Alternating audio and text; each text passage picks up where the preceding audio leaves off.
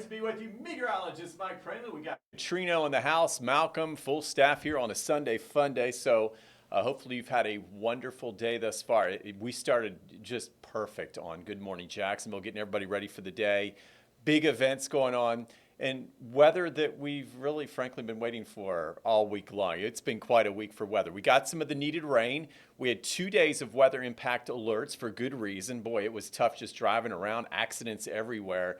And the weather we've been waiting for timed out just right for our Saturday and Sunday. So as we look outside, Katrina, we're firing up more blue skies for everybody.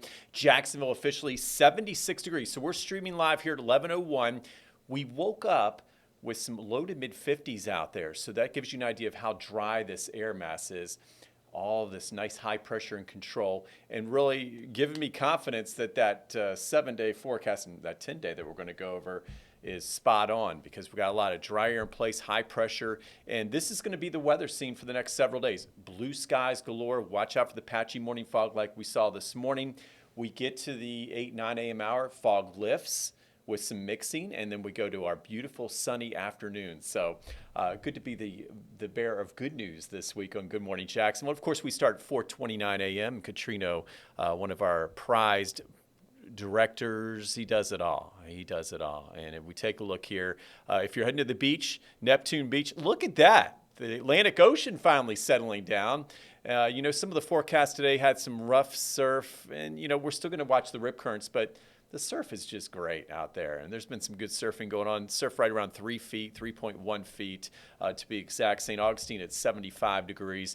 And here it is, our update here on our streaming show. I want to thank all the runners. It's about faith, hope, and love out there in Nocatee Station this morning. So Kia on Facebook shared this beautiful picture with us. One of the big running events. We have so many here in Jacksonville. And as I always like saying, Jacksonville is for running. And it's how I really got into my running with what I've lost track of marathons years ago.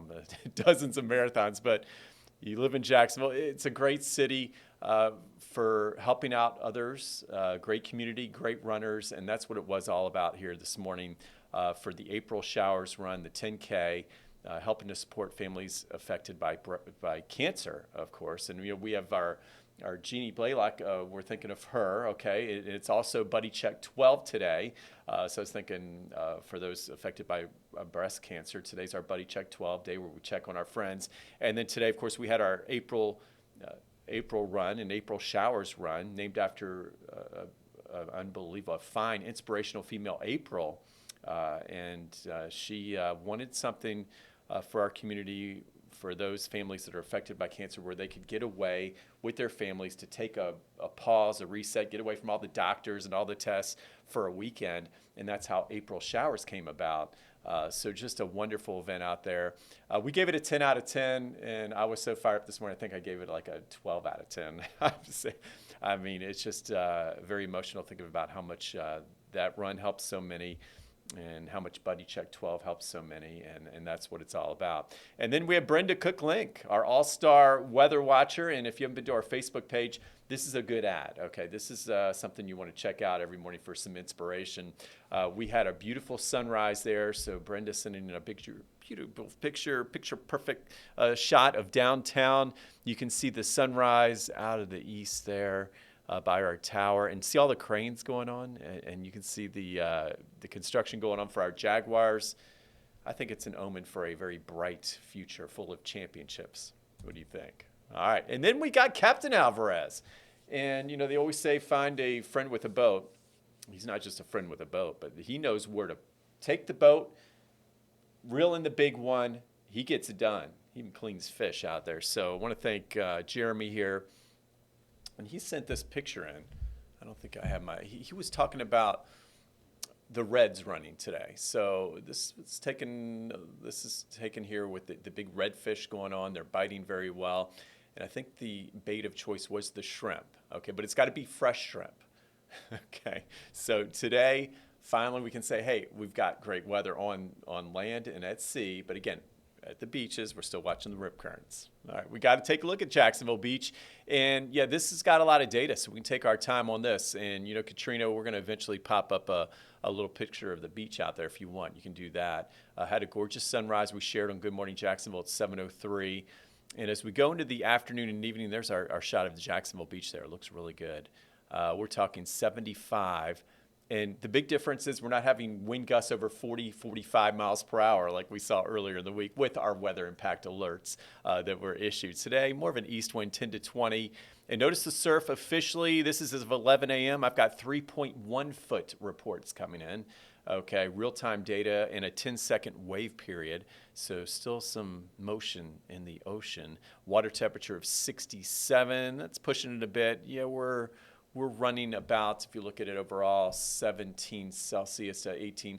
A lot of reports coming about 18 and a half, 19 Celsius. So that takes 66, 67, maybe a degree warm there. But overall, that's good. And then we got the UV index of 10. All right, which is going to be in the very high range. And that's one thing that we got to talk about. All right, so 10, highest we've had so far this season. And when you see very high next to that UV index, that's a burn time for some of us at 10 to 20 minutes. So it's less than 20 minutes and 10 minutes. That's all it's going to take out there. So if you're like me, I'll be out there on the water soon. All right, I'm looking forward to that. We'll do a little Facebook update this afternoon from the water. I'll have to verify the sunny forecast, right? Okay. So just keep in mind, I'll have the sunscreen. I'll remind everybody, and you'll see me lather on more sunscreen. All right. Rip currents will be high. All right. So no change there. And then our low tide, we just had about 10 minutes ago, Jacksonville Beach, and then a high tide at 4:44 p.m. Let's go. First coast fishing forecast. All right, in detail. So I showed you the reds are running and they're biting out there. So we're watching areas like Michler's Landing, Jacksonville Beach. Kind of like taking the boat out toward Julington Creek. Okay, so Julington Creek's a great place. Take the boats out from there, and then you get to those nice special spots to reel them in. And if you look there, we got that easterly flow today, east at 5 to 10 knots. That's not bad at all in the water, 3 to 4 foot seas, and we got a light chop. I showed you that water temperature, the ocean temperature. That's about right 66 degrees. The river temperature, we'll add a degree or two. Up toward JU, they're reporting a water temperature just under 20 Celsius, so 68 degrees. That'd be one of the warmer spots, and 67 likely as you head toward the Dames Point Bridge. So mid to upper 60s still for those water temperatures, and some of those big reds are loving it. So looking good overall for our fishing forecast. 7-day forecast, drum roll please. And we do have plenty of 80s this week. One thing to note, still watching the morning fog. Okay, hopefully we won't have to issue any weather impact alerts, but I'll be there for you in the morning. If we can't see, if we need to warn folks, we're going to issue it. Right now, don't see any widespread fog. I think tonight we'll have a few clouds come in, a little bit of a breeze, so I'm not seeing advisories for that. But as we get, once we start pushing those temperatures near 90 and the wind's more out of the southeast, we watch what's called sea fog this week. So if we do have any weather impacts, we'll keep our guard up for the fog. As far as temperatures go, yeah, we're going to push up to 88 by Thursday, 90 Saturday. So you see we don't have any big rain chances. We'll keep it at 2% most of the week. And then, of course, since we're talking about the beaches and a marine forecast, even nice on the sand, right around 80 degrees as we head toward midweek to the low to mid-80s Friday, Saturday. It looks more like an offshore wind developing with a later afternoon sea breeze as we head into the weekend. So it'll be interesting to watch those beaches temperatures, low 80s to start, and we'll push well into the 80s as we head into the weekend. Beaches, high temperatures in the next 10 days. Isn't she pretty? Oh, she's pretty. We've got sunny, beautiful weather, but we're kind of showing you the next big thing. When's the big change? That's what we talk about here on our Impact Show. We're forward thinking here. Okay, so we're talking next front Sunday, Monday, and the models are showing maybe some shower activity with that, but we need the rain. My lawn's still thirsty. My plants could use it, but I think that's why you've seen the next 7 days I'm keeping those rain chances low. But Monday and Tuesday of next week, a little bit of hope. All right. But in the meantime, too much dry air, too much high pressure. There's our humidity trend. That's our friend. So our dew points there running in the upper 50s to low 60s, and it's all about high pressure as we head into the next 10 days. There it is, moving in from the west, and as that high pressure just settles on over us, what you want to look for are the big contrasts in temperatures. So we go from the oranges and the reds to some of the deep blues. That's going to be your frontal zone. that's going to be your storm zone. That is going to be where we're going to see most of the rain this week. And notice how far from home it is. So in that 10-day forecast, yeah, good thing we do show the 10-day on our Good Morning Jacksonville forecast, because we need to go out 10 days to find some rain. Usually I keep the rain on the lower side because we're more than 7 days out. So that 30%, just keep in mind, will fluctuate hopefully higher as we get closer. But for now, scientifically, does the job. We're seeing the front come in late Sunday, Monday, Tuesday. So as we get toward April 20th and 21st, as we look at some of your questions, say, boy, when can we get some of that rain in here? Likely not until not until about April 20th, 21st, and hopefully we'll increase the rain chances. As far as temperatures, no surprises. Low 80s to start this week, back up near 90 as we head into the weekend. And as we look at the overall picture coming up, lots to stay tuned for here in the streaming show. We only have a short few minutes every day here on Sunday, but we've got enough time where we're going to talk about the El Nino update. All right, we'll share that and some of your big events as we get ready to get outside if you're not already out. That is the Protector. This truck is a beast. It's got all the tools on it. I love how big the tires are. And this is going to be able to show you the weather around the First Coast like you've never seen it before. The Protector really is going to help protect the community. So you can see what it looks like on the ground. And that allows folks to really take action and do something about it. And it gives us that edge in continuing to be the most accurate weather team. Sponsored by HannahNiaAutos.com. I'm Keitha Nelson, Good Morning Jacksonville anchor and mom of twins Journey and Trey. I'm on your side, getting you out the door and off to a great start. Make the move to Good Morning Jacksonville on First Coast News. Weekdays from 4:30 to 9, anywhere you watch. First Coast Living Live. Bringing you closer to the tastiest food. The best shopping. And family fun. Woo! Jordan Wilkerson and David Benfield. First Coast Living Live. Weekdays at 11 a.m. only on NBC 12. We have new details about a heavy police presence in Jacksonville Beach. Driver fired gunshots along the interstate today, prompting a police chase. Stream extended coverage on First Coast News Plus. The First Coast News weather team is here to deliver your most accurate forecast with weather impact alerts to warn you about severe weather and up-to-the-minute information on First Coast News Plus. The wave of moisture rolls its way on in here. Our team is the most equipped and experienced to help you prepare and keep you safe. The First Coast News weather team is always on your side. Stream extended coverage on First Coast News Plus.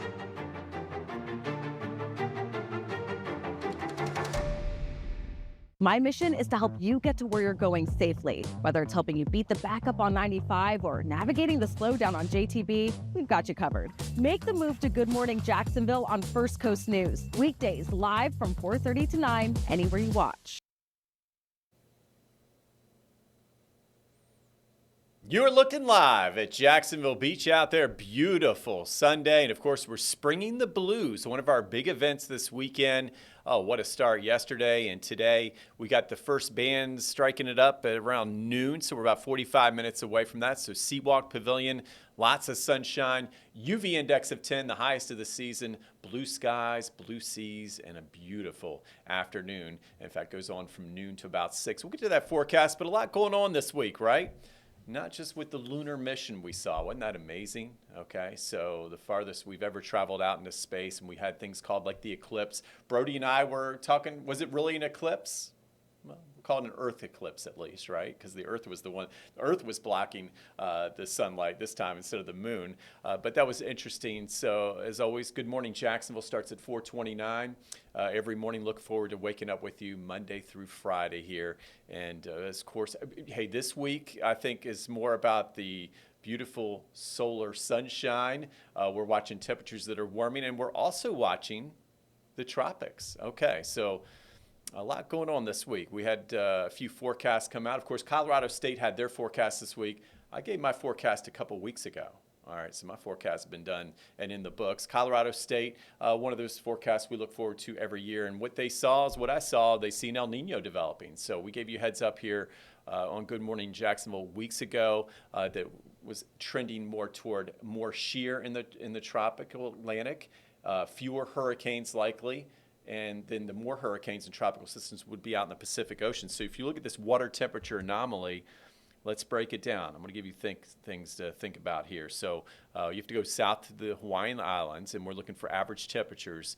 And once we start to see those temperatures go up about half degree Celsius above where they should be, sustained for about 3 months, okay, that's when you officially have an El Nino. And all that warm water that usually sits back out toward areas of Papua New Guinea and Australia starts to slosh off to the east. And that does some wild things to the jet stream in the atmosphere, okay? So it shifts the jet stream around, creates different patterns worldwide, and we start to feel the effects. So we've been in this drought, of course. We know about the extreme drought.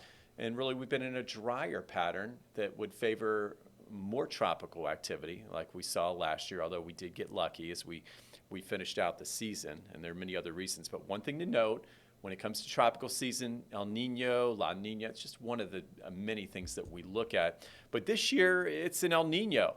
So you've heard all about it. They're saying, oh, below average storms. And you know what? The big thing I tell folks is throughout the numbers. We treat every season the same, and our team's about impacts. And we're a weather impact team. We're not about numbers.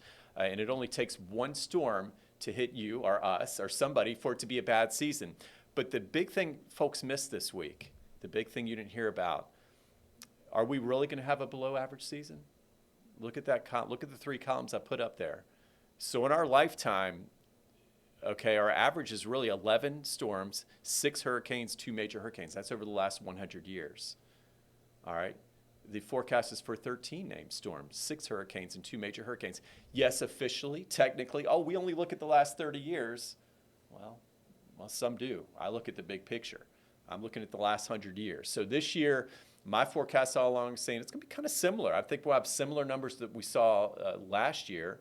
As we saw this year. So remember last year was the year where it was a doomsday forecast. We were saying, look at all this numbers, look at the La Nina, we're in trouble. This year I see almost a similar type setup when I'm forecasting. So last year I was talking 14, 15 named storms. We were very close. This year I think that'll be right about where we'll be. So yeah, officially Colorado State 13, 6, and 2, but you know they update the forecast in June. I think it'll take time for that El Nino to set in. You're hearing about this historic strong El Nino. Well, there's several models that show a weak El Nino. So the hype is not necessary. And the big thing I want everybody to realize is we prepare the same every season. And in my book, these numbers are above average for the hurricane season. There you go. 11, 6, and 2 is the 100-year average. 13, 6, and 2 is the forecast for Colorado State. So there you have it. 30-year average, if you want to just go back 30 years, a blink of an eye. Well, yeah, technically I guess it would be below, but as we know, don't get caught up in the numbers, okay? Don't get caught up in the numbers. It's all about impacts here. So we'll keep you updated here. And officially, hurricane season, it'll be here before you know it on June 1st. This shows you all the El Nino tropical cyclone seasons. Another reason I get fired up, we're lucky this year, going to be below average. You know the last El Nino year we had in 2023? 20 tropical cyclones. So maybe my 15 is not enough, 20. All right, and then 2015 and 16, those was considered more of a super El Nino or a strong, very strong El Nino. And we had plenty to track here near Florida. So if you look at all the tracks through Florida, these are things that we'll talk about on our streaming shows this week as we get closer to the official start of tropical season. But last time we had an El Nino, I had to evacuate a television station where I worked. Okay, so just keep that in mind. In Tampa, we evacuated for Idalia. That was an El Nino year. So again, always be prepared, always be ready to take action, and keep checking within the hurricane season. And things can change very quickly, and that's the key here. So giving you a heads up, I just care about you. Yeah, I talk to you like I talk to my family here. A little dinner table chat is what I'm having with you right now. If we take a look at our weather impact live, of course, we talked about the El Nino. We talked about keeping an eye on things, making sure we're always prepared. And today, I'm going to prepare you for some big events. So right now, we got 76 degrees in Jacksonville, 72 officially in Mayport, and we appreciate your military service. 76 back toward Waycross. And as we look at the overall future cast here, wonderful. Lake City, we go zone by zone. You know, I like breaking it up into counties. Baker County, good news on the Sargent fire. Still looks like things are under control. Bad news is, yeah, we're still talking we're talking that fire risk. Okay, that's the thing we got to be and keep our guard up for with this drought that continues, and this extreme drought will be with us, and it's going to take a while to get out of it. Now, I do think the pattern will flip. We've been talking about that as well as we finish out April into May and as we head into our rainy season. But we're so far behind. Some areas like 20 inches below average since last January. It's going to take a while. And with the drier ground, temperatures don't have trouble moving up. So we're talking about low 80s the next couple days, maybe even some mid to upper 80s inland. And then tonight for our cookout weather, I'm thinking steaks. My wife Julie made these unbelievable chicken breasts last night. Oh, chicken on the grill. Yeah, tonight 70 degrees, looking good. Don't worry about that little green you see on the screen. That's why you have me. So that's not going to be any rain out there. That's called a little clutter on the map. As we look at, that's really the model seeing a few clouds. And those clouds will be an indication of maybe a little fog as we wake up on Good Morning Jacksonville tomorrow. We're talking about, I don't see widespread fog, but inland areas maybe having to watch for visibilities less than a quarter mile. But at this point, not looking for advisories, but just know we'll start with some fog in this tranquil pattern.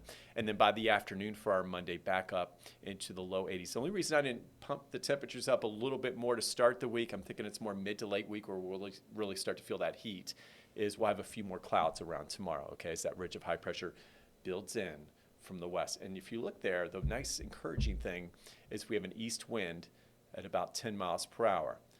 Will that help our fire risk, though? That's the question. So coming up, we'll finish the show with a bang. As always, we'll have the latest on our fire risk this week. And, of course, your big Sunday events. So I can get outside with you here shortly. We'll be right back.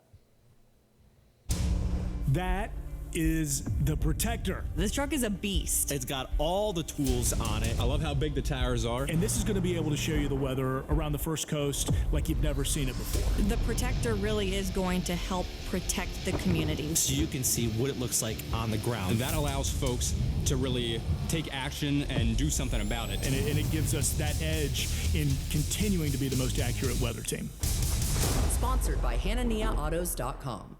I'm Keitha Nelson, Good Morning Jacksonville anchor and mom of twins Journey and Trey. I'm on your side, getting you out the door and off to a great start. Make the move to Good Morning Jacksonville on First Coast News, weekdays from 4:30 to 9, anywhere you watch. First Coast Living Live. Bringing you closer to the tastiest food. The best shopping. And family fun. Jordan Wilkerson and David Benfield. First Coast Living, live, weekdays at 11 a.m. only on NBC 12. We have new details about a heavy police presence in Jacksonville Beach.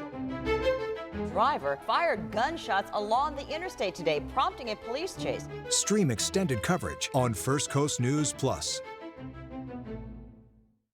The First Coast News weather team is here to deliver your most accurate forecast with weather impact alerts to warn you about severe weather and up-to-the-minute information on First Coast News Plus. The wave of moisture rolls its way on in here. Our team is the most equipped and experienced to help you prepare and keep you safe. The First Coast News weather team is always on your side. Stream extended coverage on First Coast News Plus.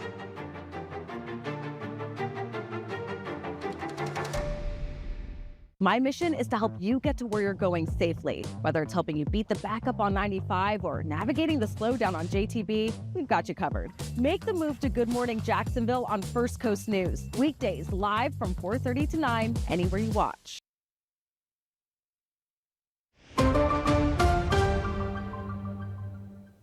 Welcome back, Meteorologist Mike Prangley. And the wife's calling. I said, I'll be home, honey. I'll be home soon. One of those days where we get outside. I'll do a little video for you this afternoon from a boat, hopefully. So we'll have Russ on there, and I'll have my sunscreen, and we'll have some fun with that. And you know why I'm going to be on a boat? yeah, we've got 80-degree weather and 75 at the beaches, and we're talking about a light chop on the intercoastal. We showed you the Captain Alvarez fishing report. The reds are biting, and look at those high temperatures today, 80 degrees, 81 officially Jacksonville. A little patchy fog tonight. We'll start near 60. at the beaches, low to mid 50s inland. And then tomorrow, there's the day where we're going to be watching once again a few more clouds after that fog lifts by 9 a.m. High temperatures back in the low 80s, mid 70s at the beach. Notice that onshore flow continues. So rip currents will be a theme. Some dangerous surf. You've got to be careful out there. Those rip currents are going to stay up, I think, at least through Tuesday based on what I'm seeing here on the Futurecast. And there's the highs tomorrow. 77 in beautiful Sawgrass. Maybe get out and play a round of golf, and temperatures looking good for that. St. Augustine, warmer temperatures once you get toward McClenny and Waycross. Fire danger, this will be a theme now this week. Keep in mind it's going to be elevating, and you're seeing some yellows and reds. So you get inland, you're going to have the humidities at 34%. Not quite as bad toward the coast thanks to that onshore flow. But as we turn the winds more to the south and southwest and heat up this week by late week into the weekend, those oranges and yellows, they're going to start to drift east toward Metro Jacksonville and the beaches. All right, so keep that in mind. So we'll call the fire risk elevated for now, but unfortunately had to increase that risk as we head into Wednesday, Thursday, Friday, and then maybe next weekend.